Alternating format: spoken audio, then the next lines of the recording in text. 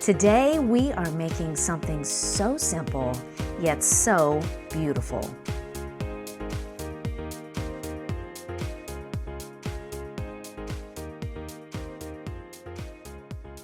Well, you heard at the very beginning, we're making something that's beautiful, but most importantly, it is so simple. I absolutely love this link. I use it all the time in the items that I sell on my website. In fact, this pair of earrings is one of my best sellers in both copper and sterling silver, and I want to share it. I'm not keeping this stuff to myself. I want to share it with you so you can make some beautiful little pieces for you, your friends, family. There's so many events that are coming up in the next several months that, you might want a little gift. And these are so beginner friendly and perfect. They're lightweight, they're simple and classy because not everybody wants a lot of stuff going on in their earrings. They just want a little something that's handmade and that is so sweet and perfect and has a personal touch to it. So that's what this link is going to deliver. Now you're looking at a pair of earrings, but look how it goes in a bracelet or a long link necklace. This would be really, really nice. You see here, I put some beads on there and I changed up the pattern. This one, they're all going, they're following in the same direction. But here, I reversed the pattern back and forth, and then where it's wraps, I just put a bead right there in the middle of it. So I'm going to show you how to do this very simple link. It has been a week and a half, okay? I've got a sick cat. I got food poisoning. I got other issues going on. It's just like, we're going to do something simple this week and have some fun and just relax and seeing what can we use this with and how can we achieve something that's unique and beautiful and handmade. I got this little difference on this one. This, I happened to take a chasing hammer and I flattened it out, and then I took the ball part of the hammer and put a little texture on there. So that's an option as well. This is a great link, and I'm going to show you how to do it right now. Real simple tools to make this very simple link. You're definitely going to need your chain nose, bail pliers, and some cutters. You're going to need a ruler and a file to soften out any edges. And if you want to do the texturizing, this is the chasing hammer that I mentioned. This is flattens, and then this adds the texture. You can have a nylon hammer out if you want to harden your ear wires.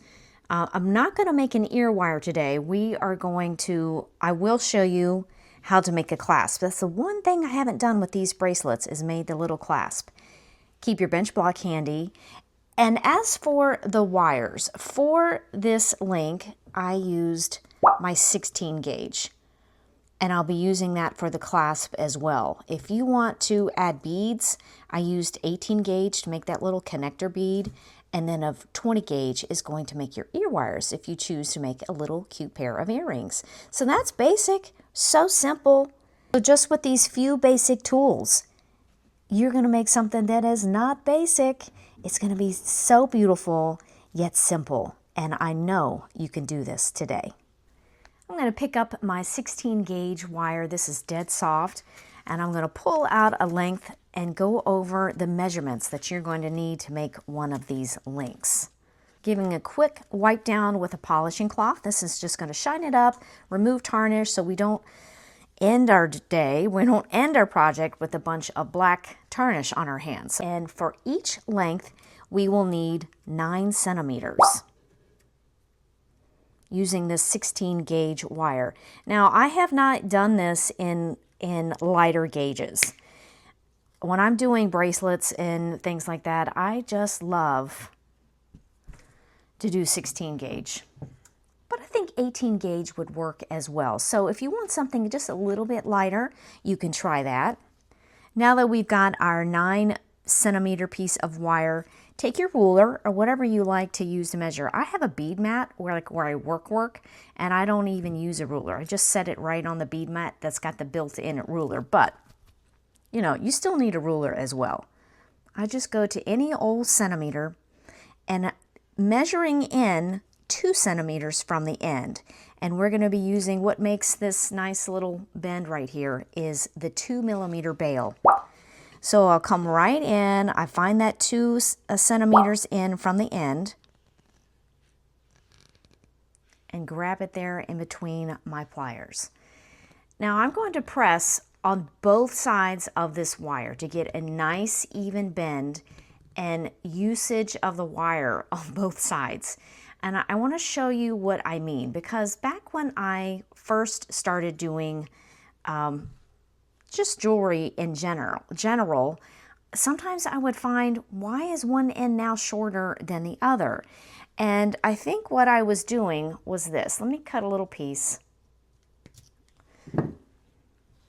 And I would put it on the wire. I would put it on my pliers, and I'm trying to get something like this, right? I'm like, well, all I need to do is just bend this around to the other side. Well, now you've got one end that's too short. So that's why it's important to, when you're getting ready to make a bend, that you press around that bail evenly on both sides, and then you will get, it comes out even. So if you're running into that problem and you're wondering, why is one side always short, or this is not working out, now I don't have enough wire to wrap, it might be because somewhere in the previous steps you pressed more on one side of the wire than on the other, which used up that side of the wire and made it shorter than the other. So just a little tip there that might help in the future. Grab your chain nose pliers, and we're going to put a bend in there, somewhere between 45, 90, something like that. And I like to turn it, I like to check it to make sure that it's all in a line here. Now if it's not, just take your chain nose pliers and grab it, and then you can move this wire around to make sure it's nice and straight and in line with all of this. That is one of the keys of getting a nice final result, is making sure that everything is in line, everything is level and straight. You're going to not have any wonkiness in your final result if you just take a little extra time to make sure that things are level and straight and in line. This is another example of what I'm talking about. I don't want to start bending it if it's like this. So I always take just a second just to make sure it's nice and straight. I've put my bail pliers on here. I put my 3 millimeter down underneath the neck, and that same 2 millimeter is here in this little opening. And what we're going to do, making sure it's nice and straight before I bend, press that wire right over the top of the bail. And at this point, I swing around. I'm keeping everything nice and straight and in line, meaning the bails and our little form that we're making. And then I'm going to take my fingers. You can do this with pliers as well because it's 16 gauge. It likes to be a little more resistant, but I'm okay with using my hands, and we're going to make this loop. Now when I'm doing this, I'm not looking out here, I'm not looking out here, I'm looking right in this area. And I want this side of the loop to be, how do I say, as perpendicular to these lines going here as possible. So I'm just going to keep pulling it around so it's nice and straight.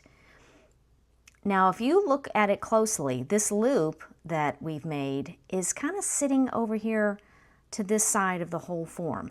I don't like that either. So what I'll do is just don't take it off, leave it on there, and just turn your pliers over so it's nice and in line. Everything is nice and straight. Now you're saying, Carrie, now this wire is sticking way out over there. It's not where we want it. Well, we're going to fix that too. Setting aside the bail pliers, I'm going to pick up my chain nose pliers. Now we've learned in the past that whatever is being clamped within these jaws is not going to move. Only what's on the outside. So I have locked in, let me move my ruler out. I have locked in this little loop that we've made, and now only this will bend out. And I'm still looking for it to be nice and straight. perpendicular is what I'm saying, perpendicular to this, because, let me show you on here, oh, my word, I like, this is just my personal preference, I like these wraps to be as level, now there is a little slight slant there, but I like them to be as level as I can get them. So I can see as much of this as possible. If you make them at an angle, it starts going down and it starts covering up your link. So I like to keep it as level as possible. And this is what's going to do that. I really take my time on this and I'm watching the angle of this wire next to this. Now see, I've already gotten it going out to the side here. So I'm going to, at this point, push it over, keeping it straight at all times. 16 gauge is a little hard to press in with your fingers, so whatever side is bent, not this open side, but the bent side, stick it right down in the jaws of your pliers, and you just pinch that closed. This still looks good, pretty good and straight to me. Just keep on pressing. I go for 3 wraps on the front side of this link. And so what is the front side? I consider where the loop comes around and it's on the top part here, that is the front. See, on the back side, there's kind of like a little gap. And I consider that to be the back. Now that's just me. You might have a different viewpoint on that. I straightened out my wire. I'm still keeping it as straight as I can. Holding firmly. I'm going to press back around to the back. This is where your cutters come in. And I just kind of eyeball this. I kind of imagine where I'm cutting. When I press it down, it's going to be nestled down here on the back. So I'm just kind of eyeballing it, cutting off, what is it, maybe 1 centimeter? And with chain nose pliers, just pinching that in. Oh my goodness. And see, it's got a nice level wrap. Now I've got a couple little nicks from the pliers, and I'll have this in, which I can't even feel it because it's tucked down in there so nice. But if you have any issues, you can come back in with your filer. I use this little manicure file, and we're just going to touch up any place with nicks and things like that. Anything on the back side that's sticking out. And that's all there is to it. You can throw these in the tumbler, get a nice shine on them. Let me show you what I did to link them. Now, I did not do any linking directly on each other because that involves turning, to get them to lay with the link open like that.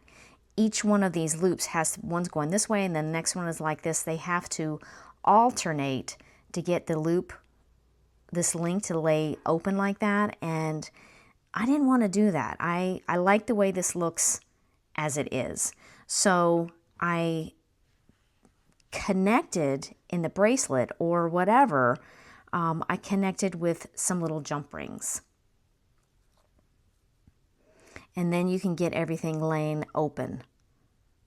Because I like to see the connecting loop. That is a part of the design to me. And that's just really, really nice. Here's another look at what I did here. The same, there are no jump rings in this. So like, if you don't want to make jump rings, ugh, I do not like making jump rings. So this will help you avoid making jump rings. And for these, for the earrings, I made a ear wire that echoes this wrapped look. I just want to do something a little different. Can you believe I did a different ear wire than I normally do? Miracles do happen. Yes, they do. So let's go over. I've got one last thing to do that I did not do because I wanted to do it with you, because I like to see whatever I come up with. I like to do experiments with you live on camera because I have no idea exactly what I'm doing. I do know that I want this clasp to match this wrapped look. So I'm going to grab my 16 gauge. I think I've already wiped this down, so I'm going to cut 3 inches to make a little clasp. Got a little 3-inch piece of 16 gauge here, and I'll pick up my chain nose pliers, and I'm going to come in about 2/3. This is going to be the hook, and this will become the little connecting loop along with the wraps. Maybe over even a little bit more. This is just kind of an eyeballing thing. It'll be enough. And same thing, just press back. I'm going to keep the look consistent. I'm going to use the same measure of the bails. This was the 2mm when I made all these little loops. Even this bigger part of the link, that will be the same for the clasp. Same thing. I'm going to place my pliers in here, right in that neck, nice and secure, making sure this is straight before I bend it.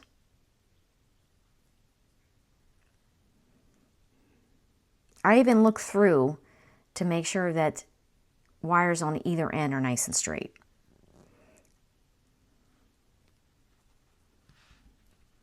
And bend that around. Now, I can see it with my eyes. It's a little hard to see on this camera, but there's the slightest little gap in this loop. So if you didn't get it, oh, you can see it right there. There's a tiny little gap. If you, oh, excuse me. If you need to get it tighter, just take some chain nose pliers. Pinch it closed a little bit more. Now you have 2 options.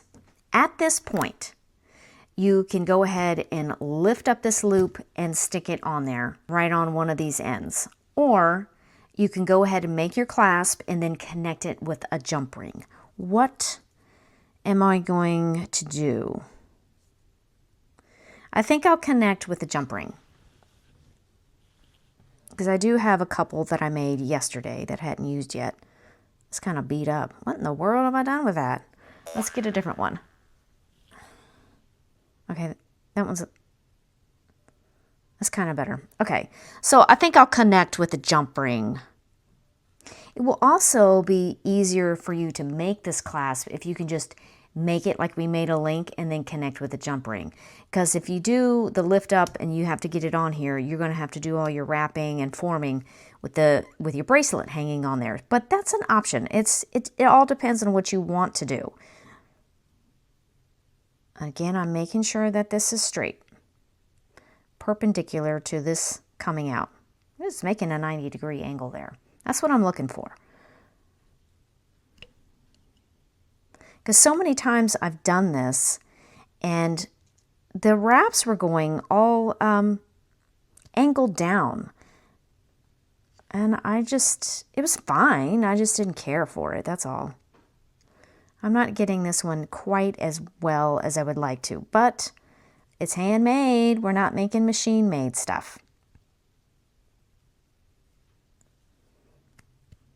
If you need to use pliers, use them. I've been pressing around 16 gauge for a couple of days now, so I think I got my hands kind of strong.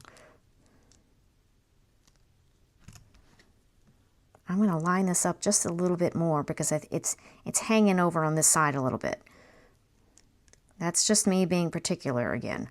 You don't have to worry about all these tiny little things. If you're just learning, you just want to get your feet wet and learn something, do something, but you're going to want to incorporate some of these practices that help really make your piece just sing when it's done. Pinch that closed. I'm going to come around to the back and do our little trimming and just pinch that closed. And of course I'll come back with a file and get it all nice and cleaned up. I'm just going to tweak the shape of this loop as well, just to make it a little more round. Okay, so now we've got our little connection and we're going to make let's see, if this is going this way, this will be laying like this. So I'm going to have the loop, yes. That's one thing you need to consider. If you don't connect with the jump ring and you have this connected on here, your loop is going to be sitting on there. The connecting loop is going to be sitting on there like this. You will have to adjust what side of this whole piece that you actually, bend back and make the hook. I am using this jump ring because I want to change this direction so that this will also sit just like all the other links did. Just like that. And then I can make my little connecting loop sitting on top here. And all I do to do that, I just grab the whole layers of wraps here and bend back about 45 degrees. Something like that. What size bail would I like to use? I still want to keep it light and uniform and minimalistic. I'm going to try the 5mm bail. Every time I do this, I make it different. And that's okay. And I'm going to just press right around. You saw I made it nice and straight before I pressed it. Now that's about perfect.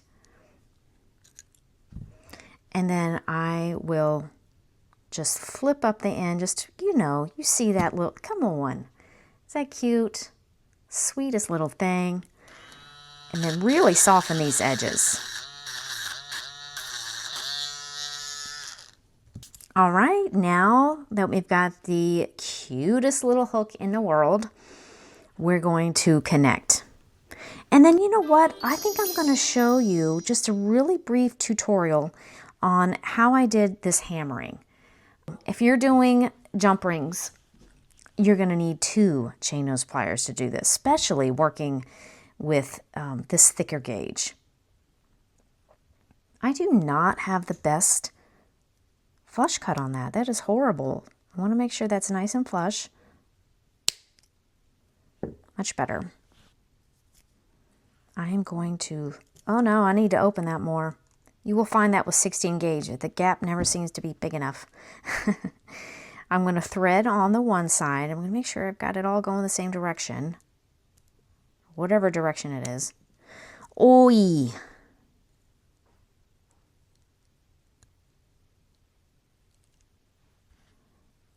Hold that with that. And then thread on the, shoot. That is not cool. I'm changing out jump rings. It ain't big enough to fit those 2 things in there. I needed slightly bigger jump ring. I did not have enough movement for that little hook. So adorable. So I'm just going to thread that on. We don't need to close up yet. While you still have it open, this is where you can put on the little hook. And with your 2 chain nose pliers, just close it back together. Now that is a great little seam. Even on the top. Very good. We have a sweet little bracelet that's going to come on around and just hook right into one of those other links. You can just pinch that closed just to make sure it doesn't slide back out. That's really nice. Ooh, could this be my new favorite? Every time I do one of these, I'm like, oh, this is my new favorite. Oh, this is my favorite. It's just fun to make something and discover how to make something beautiful together. I love doing this with you. And there's one last thing that I think I'm going to do. Because I did show you a link that was flattened and hammered. So I'm going to switch the camera angles and I'm going to show you how I made this. So you can get a little idea of how I hammer and what is going on. Because I'm always hammering from above and you can't see what I'm hammering. So I'm going to switch out angles. Hold on just one second. Okay, hopefully you can see this. And I've got a nice thick bench block and I'll set it right on the end. Something that you can do before you even make the wraps and the loop and all that, once you've got it at that, what stage? I'm going to use the scrap to show you. Once, remember at the very beginning we made this one bend and there's one was hanging out like this. You could do this right at this point. It almost would be better if you did the flattening and the texturizing at this point before you do the wraps and the loop. That means you can get all that texturing right up into the wraps, and it looks really nice. Now, I've got the wrong side of my link. I want to get the front side, so I'm going to flip it over to that side. And you're going to see what I mean. You can only get it, you can get this up in there, but this only goes but so far, and you lose a little bit of the texturizing. So that's why I say you might want to do the flattening and the texturizing before you do the wraps. I'm going to try to show you what I do, and hopefully the camera doesn't have a fit. It likes to turn off on a hammer. So I start with the flat side of my chasing hammer.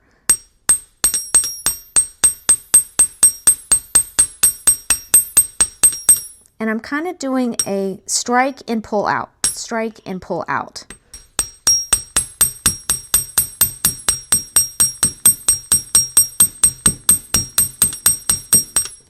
Now this side over here is not quite as flat as this side, so I'm going to concentrate a little bit more with my force on this other side.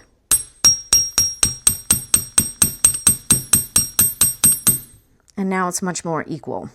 So I've got a little flat something going on here. I'll leave it on there. I'm going to turn my hammer to the ball side. And you can get creative with this. Put in as much or little as you want. Go right around the edges too.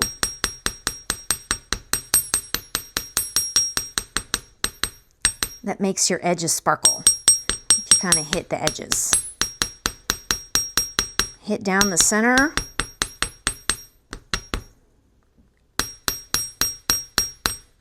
If you're doing this and you see something is like a little misshapen on the edges, hit right there and do that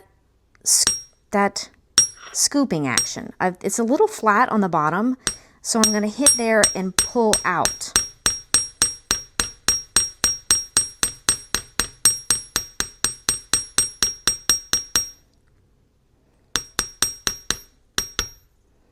I like that. Gosh, I even like that better than the other ones that I did. It's still a little flat on the bottom, but you know, what do I always say? This is handmade, not machine made. But if you want to adjust any of the shape, like there's a corner here, just come in with your file, whatever you're using for a file, and just take off any corners. So these are options for texturizing your links. Something like that. It just adds a little something to it. And I actually like the one that we just made better than the original pair, because I kind of went to town on it a little bit more than the other ones, and it just has a little more shape to it, a little more silhouette to it that is very, very lovely. You could put another jump ring, you could have a dangling bead on the end of that. Leave it just like that. Like I said, this is one of my best sellers on my website. So people seem to really just love the simple handmade aspect of this link, of this. It's just like that. It's so pretty. So wasn't that so simple, fun, and easy? Really had fun doing that one with you. I love this link because it is so beautiful. It's not just a connecting link. It is so beautiful. It's beautiful all on its own. I appreciate you letting me do something simple, as I said before, because it's been a rough week, and it's so nice to be here with you. It adds a little joy to my week and my day. Even though this was simple, even though it was easy, I hope that you got something out of it that you can start incorporating into your pieces that you're working on. I love simple, and I love things that are effective and that they deliver.